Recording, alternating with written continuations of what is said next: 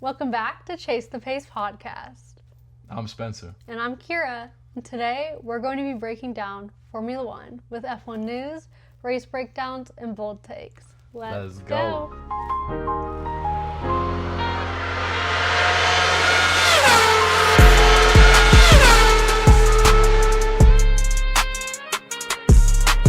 So y'all, I won't lie, it's been a minute since you probably heard from us. And it's been a minute since we heard from y'all, so, say what's up in the comments. But the point is, life gets busy, right?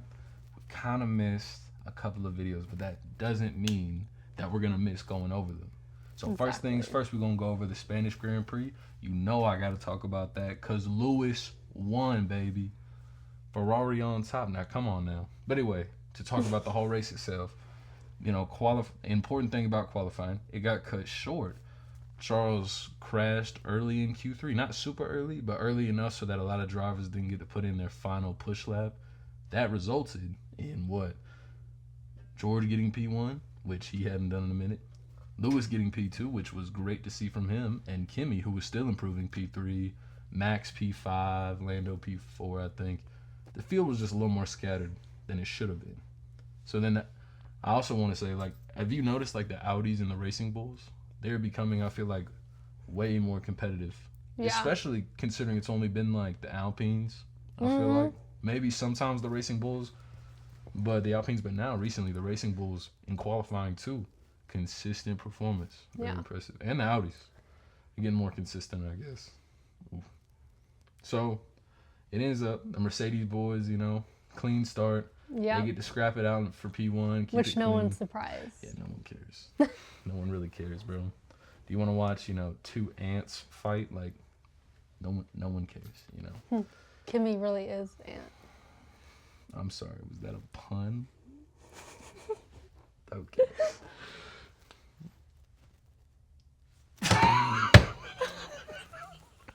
Hey, there you go. You gave it a little riff it was worth. That's what you did. I'm kidding. It was good.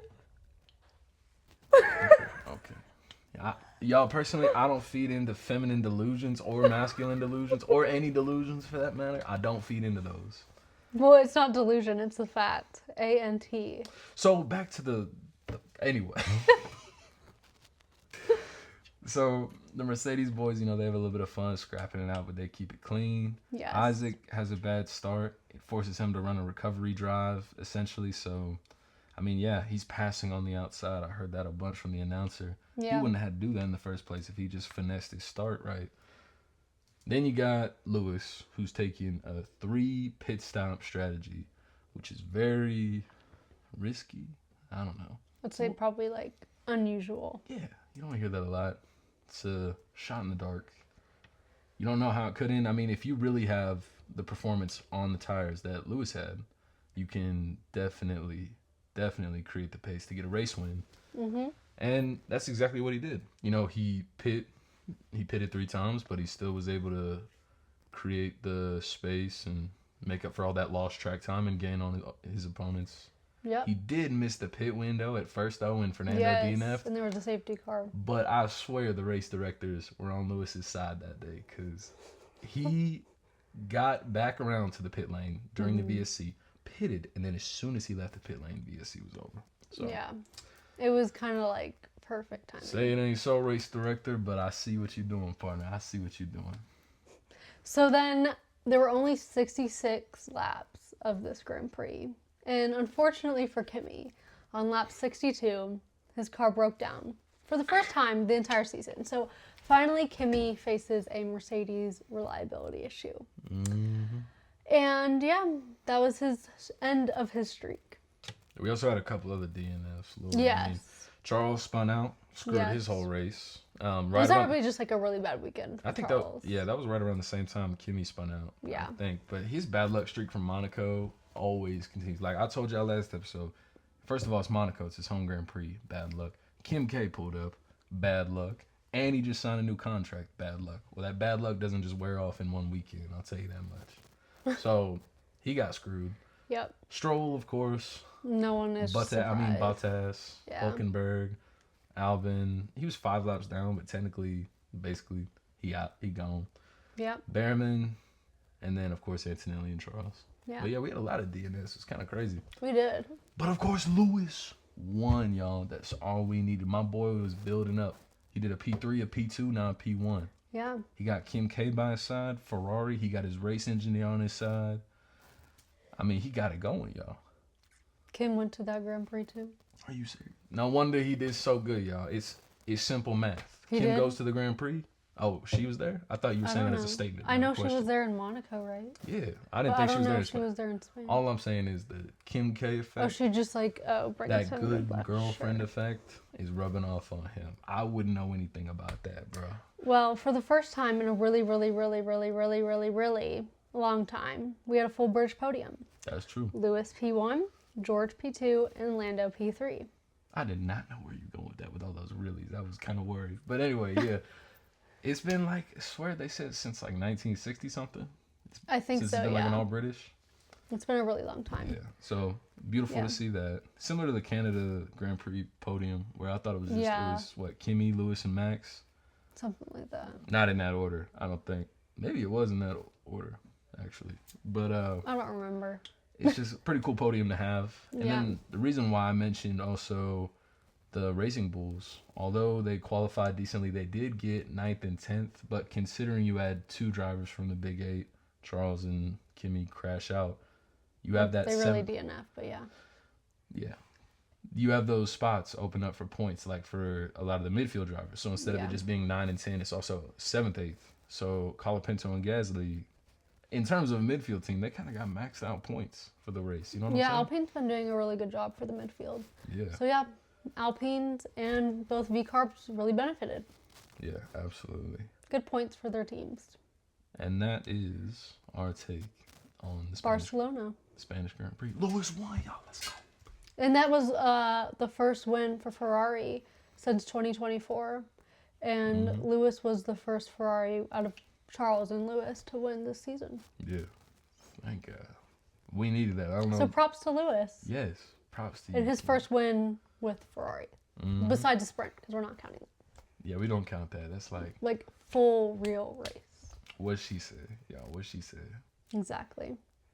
So now, we'll move now on to the Austrian Grand Prix recap. So now we have the Red Bull home race. A race that I don't really like that much because it's got an ugly turn one in my opinion. Austria. You ever been to Austria? No, but I really want to go because apparently it's very pretty. I really want to go to Austria and Switzerland. Interesting. But it is really pretty around there. But it is the Red Bull Ring. And I don't know. That means a lot of like Max fans, a lot of Red Bull fans. If you go during a race weekend. that is. Right. Otherwise, it's just, the regular Austrians mixed in with like the surrounding, Yeah. German, Swiss, whatever around in there. Yeah. So I don't know. Not being a Red Bull fan, I don't think I'd be very liked there. I wonder if they sell Red Bull at a cheaper cost. Like, you think they do? Because it is like, If anything, they would up the cost. well, I'm saying like in America, you go to a gas station, it's like for an 8-ounce or like 2 12-ounce cans, it's like 2 for $3.50. Same for Monster. You think it would be cheaper at the home of Red Bull? Wouldn't Red Bull be cheaper? That's like going to get a Guinness in the UK and they're telling you, oh, it's more expensive. Going to get soju in I mean, Korea. there's only one way to find out. That is true. Yeah, that's true. You go. I mean, didn't you go to Silverstone? Mm-hmm. We'll get into that when we recap the British Sorry, I Grand shouldn't Prix. have spoiled that. My bad, y'all. Didn't you go to Italy? No, I'm kidding. Okay, I won't do no more of those. But yeah, back to the race. So, not our favorite, and we can't say that we're in love with it or nothing. But Nothing too crazy, I would say, happened. yeah, I mean, it wasn't that notable. I will say the one thing I did love about this race was the fact that they actually had some cool drone shots, like weaving through the corners. You know what I'm saying? They had close-up shots of fights too, not just like watching cars go in circles. Like we want to see those close-up fights. Yeah. And both the Cadillacs, the other interesting thing was that they straight up melted. Like, the Austrian sun was not kind to them. No. They thought it was It was Fahrenheit. actually like a pretty hot race there. Yeah, they thought it was Fahrenheit when they read the weather report because, man, they got it wrong. Like, immediately, both Cadillacs started, they didn't stress test everything properly because something just immediately started melting or catching fire. They got screwed over. Yeah. So they did not finish. Neither of them did. They didn't even make it like 30 laps. I don't even think so, No. yeah. So they got to hit that learning curve. Got a lot to do. Sainz also, he was going up the straight and he had an electrical shutdown. But it sounded like a money. So Carlos was going up the straight and he had an electrical shutdown. But really, it sounded like a money shift. Yeah. Like when we listened to the replay, I mean, it sounds like he's just about to upshift and then, wham, you can just hear their RPMs hit 12,000. Or in an F1 car, they might hit like 30,000 and then just shut down. But in a normal car, if your car hits 10,000 RPMs, it's not going to be pretty, yo. And it sounded like his car hit a couple too many RPMs. So, he literally stopped, though, like, on the side of the main street, which I don't think we've seen that in, like, I don't know how long. No, it's been a while, for sure. And as the commentator said, it sounded like a lawnmower. And honestly, it did. So Sainz's race was kaput. Yeah. So that was unfortunate for him. Other than that, I mean, the only thing that I really had to say about that was that Kimi uses the turn one runoff, like, on the first and second lap. I was kind of upset just because, like, it seemed strange the way he had so much acceleration he carried through turn one compared to his opponents and the way that he was able to continue on to the next corner, and it seemed like he had a lot more pace. Yeah. That kind of irked me personally, but I know, like, it's the runoff area it's supposed to be used. But I'm trying to think. Is there anything else that we want to touch on?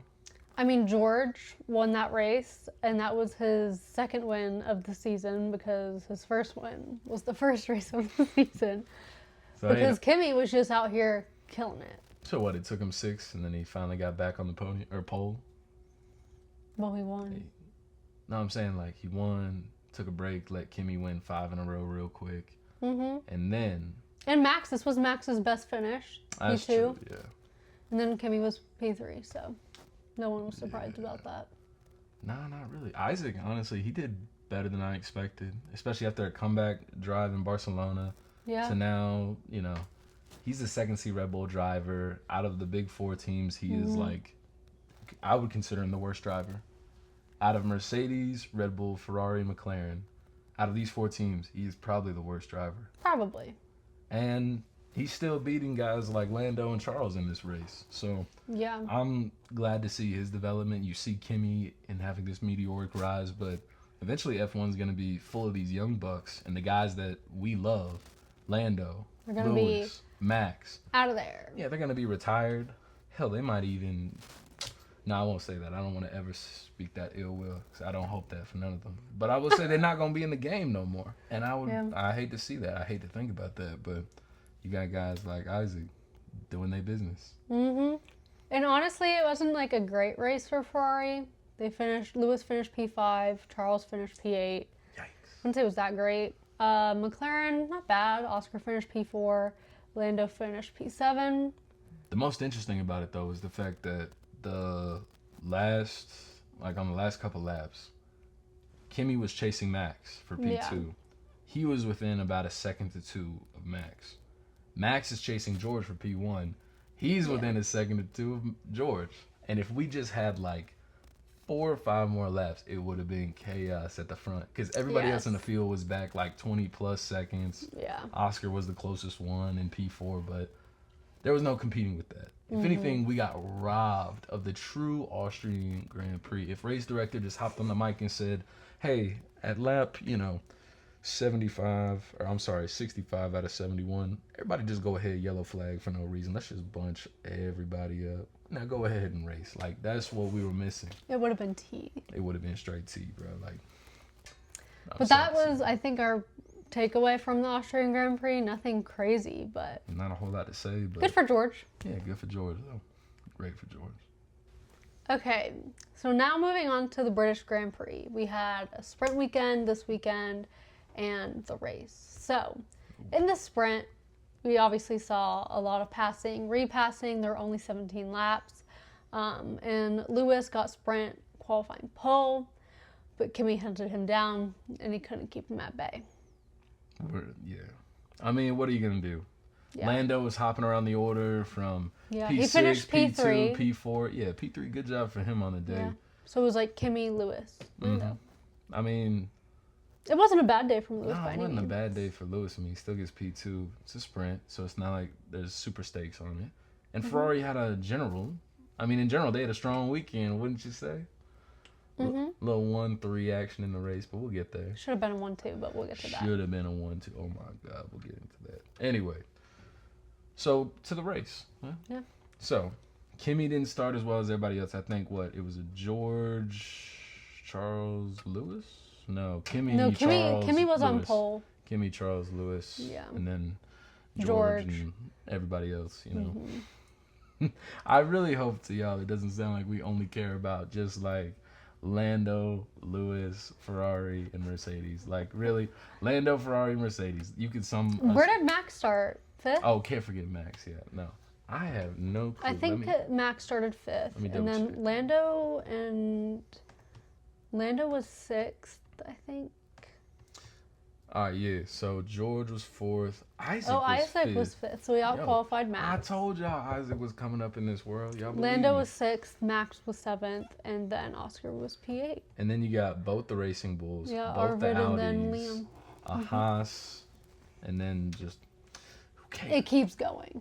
Who cares? If you are watching F1 to watch Ollie Behrman. Hey, some people are Ollie Behrman fans. Okay, if you are Ollie Behrman's mom. Hey, he might be the future of Ferrari. Okay, you're right. Let me not say anything too preemptive, too presumptuous, all right? But are you going to an F1 race to watch Lance Stroll? Are you a Canadian person going to a Canadian Grand Prix to watch your Canadian driver Lance Stroll? No. I'd rather see Anyway, I hope it doesn't seem like we only talking about them, but there's a lot to talk about with these boys. So at the race start, Kimi did not accelerate at all. He's been screwing up race starts. He's got a little bit of that Lando energy in him, But anyway, he screwed up, and so immediately both the Ferraris passed him into turn 1. Yes. So that got blown for him. And Lando was kind of the same situation. 3 cars passed by him. Didn't have a great start. Typically, Lando's had pretty good starts this season, so that was, I think, the worst start from him so far. Yeah, it just didn't seem like... They call it, like, phases of the start. Like, you have your first phase getting off the line, your second phase, like, wherever you had your RPMs, like, you're just in that perfect acceleration, RPM range, and then you're changing gears, going up, running to the first corner, and then it's a sprint all out. Yeah. That second phase for both Lando and Kimi, it hurt him a lot. And Lando also hurt himself in the first phase, surprisingly, for this start. But they just didn't get off the line. Yep. So then Kimi catches up eventually. And he passed Charles. No, he passed Lewis. Yeah, he passed Lewis. But Charles was already, like, long gone by then. Thank God for open air. Yeah. He got out of the way, essentially, thankfully. And then what happened to Piastri and Albon? They had a little entanglement, I think. Yeah, like there was some damage to Albon's car and Oscar's car. Oscar had to go pit. Pretty sure Albon had to go pit. If not, wasn't he? Did he DNF? I think Albon's hit the back left Something tire like of that. Oscar. Yeah. The problem is why McLaren decided to bring the weirdest looking livery to Silverstone. I don't know. It's like Spencer kept thinking that they were like the V racing, car, yes, but they weren't. Okay, from a distance, when you have an It's F1, fair. When you have an F1 car that has a bunch of black on it and then majority white, Yes. it looks like a racing bull. I just assume white car, racing bull. Williams is every team's got their own little niche and color. Racing Bulls got white with white, blue, yellow, whatever the hell they. Well, McLaren did it because it's like Google Chrome. It didn't look too chrome-like. Yeah, it wasn't. It looked more white, and then like the nose of the car was like green. I'm pretty sure for Bruce McLaren, maybe. I'm not exactly sure, but it was not their typical McLaren livery. So yes, I could see how it was very confusing. So I don't know what happened, but something happened with them. Yeah. I think Albon ended Oscar's race was essentially cooked. Yeah, Oscar was cooked for sure. Yeah. So then we got to see, which was fun. You got Charles in front and Kimi in P2. You had Lewis chasing George and chasing Max. All of them were within a 2-second range. Yeah. 1.5 seconds of each other. And and then later in the race, Kimi had an issue. Yeah. His front wheel, I think they called it a shield. It was a wheel shield. It Was broke it between or something? Yeah, I don't. It's something that dangles like on the inside, in between like where the axle meets the tire, something there, like just to protect. I Essentially, guess. he like couldn't turn the car how he wanted to turn the car, and it was Yeah, that was the rough. biggest thing. He was struggling with his steering, and he couldn't get a grip on it because it was in the way. So he pit once. Mechanics change his tires, change his front wing, can't figure it out in that split second. And then of a pit Kimmy's stop. thinking it's a suspension issue, but I don't think it was. So finally, they notice, hey, this chunk just flew off his car. So then they take him to the pits again, mess around with it a little bit. At this point, Kimmy already... His race is done. Yeah, his race is done. He's already exceeded track limits multiple times. He then finally gets a penalty for it, I think. 5-second time penalty. So he hits the pits twice, and he gets a 5-second time penalty for exceeding track limits. So... I'm pretty sure he finished like P16. Yeah, that was the thing, too. He insisted, which I get. He had like 10 laps left at this point. Yeah, he was sitting P10, but he with insisted. his penalty. Yeah, so with his penalty, it kind of bumped him down. He was like, no, I'm not going to box to retire the car.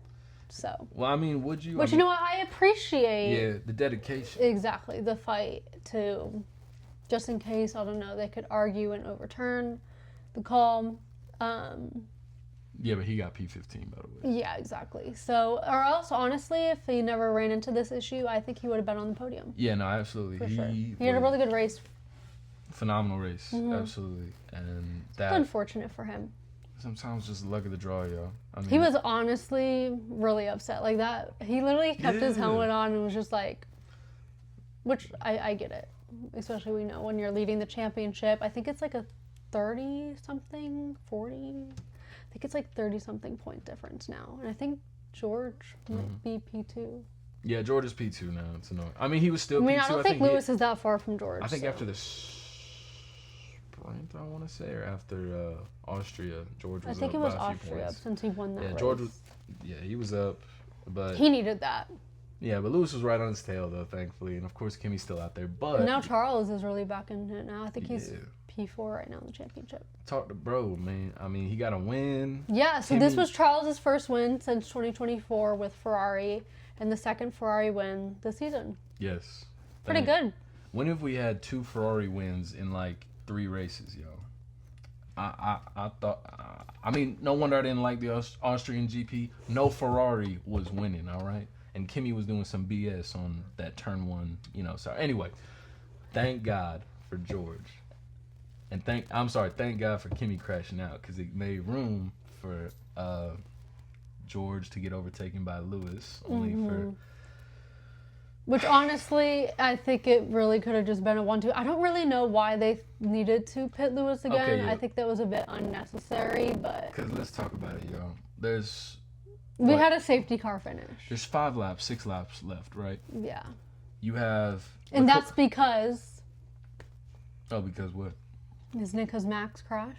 Oh, in front of the Lando stands. Yeah. So Max, like, going into, like, Stowe, his car... I don't know if it was a driver error, car error, or a mix of both, but his car essentially just snapped and spun him into the gravel, and his race was cooked. It looks like... Because he was doing a pretty good job, he was trying to fight for, I think, P3. I mean, it looks like the back end was sliding out on him a little bit as he's taking the right-hand turn, so the back end sliding out, so he overcorrects, and then he basically just turns the opposite direction of the turn straight to the wall. Yeah, and so safety car, and we had a safety car finish. So check this out. Yeah, there's 6 laps, right? It's in a weird spot, right? You said, where is it at? At Silverstone? Stowe. It's in the gravel trap. They got to get the little crane out there. And it's all the way. It's like he didn't hit the wall. No. It's close enough, though. So at least they didn't screw up the barrier and have to fix that. But they just got to retrieve the car with the crane, drive back. Cool. So they do that. They're doing it. And at this point, Charles has, like, they call it VSC, then, of course, a full safety car. Charles has 30 seconds on Lewis in P2. Yeah. Lewis has 15 seconds on P3. Yeah. Now, so obviously... They pit Charles because it's a free pit stop. Right. I'm no mathematician, but even at most, a pit stop is going to take 30 seconds. Even with Ferrari known to be screwing stuff up, it's just ridiculous. Excuse my play. Yeah. Anyway. Well, they decide to essentially double stack. Okay. First of all, Lewis had 15 seconds. I'm no mathematician. A pit takes what, 30? Even under a VSC Or even or 20 safety something. car, it takes 20 something. Like, I don't think there's any pit stop that takes 15 seconds. maybe under a VSC, but if everybody's under a VSC There or a was safety zero, car, like with only 5 laps left, essentially. Like, why are we? I get Charles because it's free, like you might as well. But like, Lewis, the fastest lap carries no point. There's no point putting on fresh softs when you have position and you're gonna go out of your way to go in the wrong position just to have fresh tires. When you had the same age tires as the guy you were racing. I mean, I don't know. I'm assuming that they really just thought we were gonna get a race restart. You were so worried about Lewis Hamilton on old mediums losing to George Russell chasing with old mediums. I would take that matchup all day. I'm taking Lewis. Why would you Versus essentially just giving up a position. Yes, you're just forfeiting it. You have 15 seconds under the safety car, and it was so just. I really don't understand. I understand Ferrari's call with Charles. That makes sense, but not Lewis. I genuinely don't know why they did that, and I think they ruined a 1-2. I have a lot of expletives to say about Ferrari, but we're going to contain those for now. Anyway. Exactly. I mean, so essentially, the podium was Charles, George, Lewis. And let's not even. We're not And even, Lando finished P4, big up which Lando. honestly, that was honestly great. I did not have high expectations for McLaren, period, going into Silverstone. So he finished P3 in the sprint, finished P4 in the race, and considering he didn't have like the best race start, like, okay. Yeah. Nah, he did good. I mean, he had an okay start, right? Didn't he pass like Kimi at one point? No, that was in the sprint. That was in the sprint, yeah. He was messing around. See, you confuse everything, right? But he had a good race, good points. Yeah. Not to mention, though, about Lewis. First of all, he got a 5-second penalty for jumping early, even though jumping the start. He didn't pass the line and he didn't move. Like, those tires didn't he didn't move. make he a just full flinched. rotation.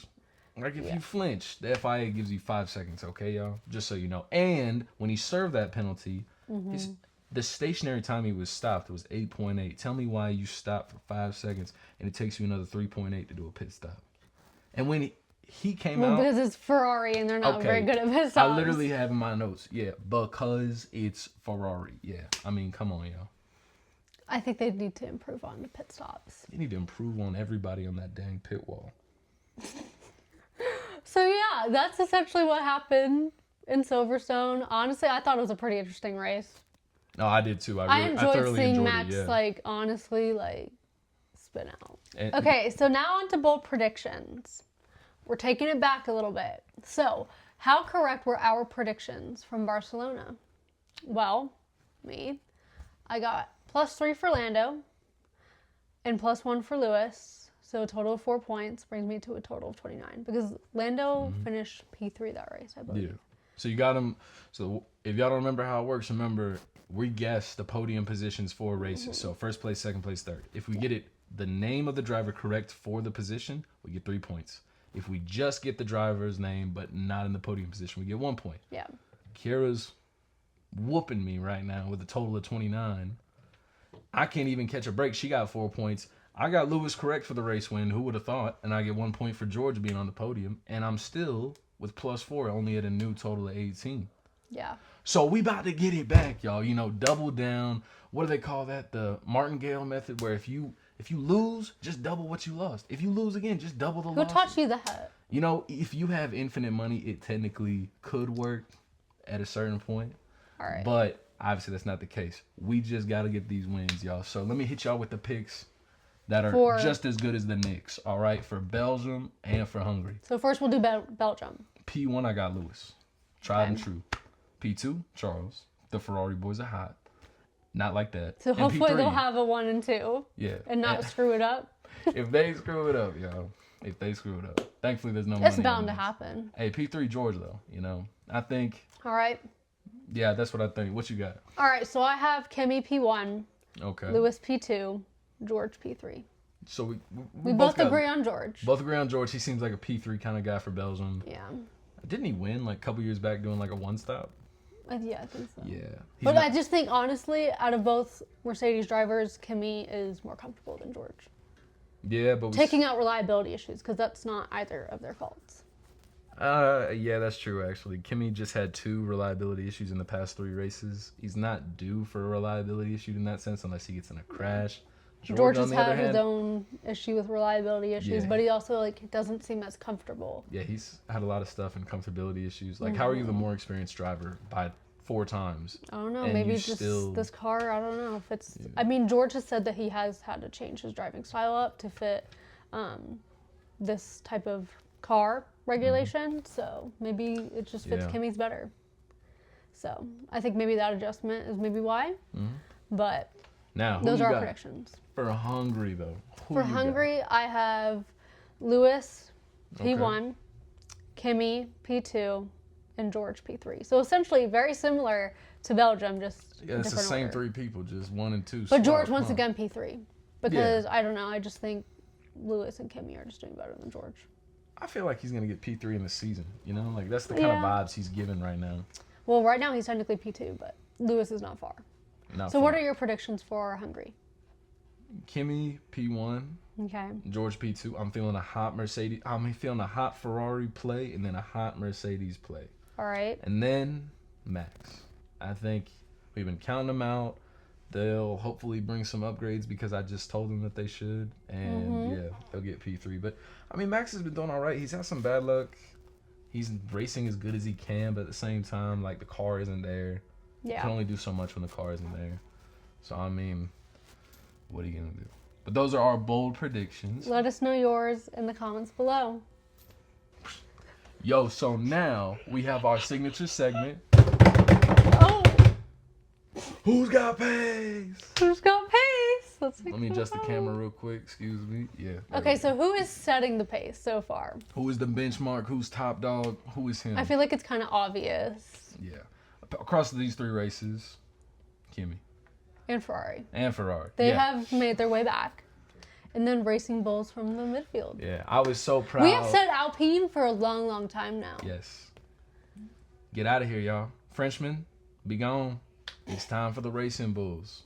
And I am so glad to say that Ferrari is setting the pace. Like, you have 2 race winners in the last 3 races, and they're both different. They're each... Yeah, Lewis and Charles. Yes, that's what I'm trying to say, yeah. When you have a team that both drivers are winning, that's a good team. You got confidence flowing. You got wins coming, points, earning. That's what I like to see from Ferrari. Yeah. So who's also chasing the pace? George, because I think he is a little bit on the back foot, and Red Bull, and partially McLaren, because, I mean, Lando's not doing that bad. No, he's not doing bad. They just have, like, a lot of reliability issues, to be honest. Yeah. I don't think they've fully figured out the Mercedes engine yet. And obviously we know the Mercedes engine is not reliable given the reliability issues that Kimi and George have faced.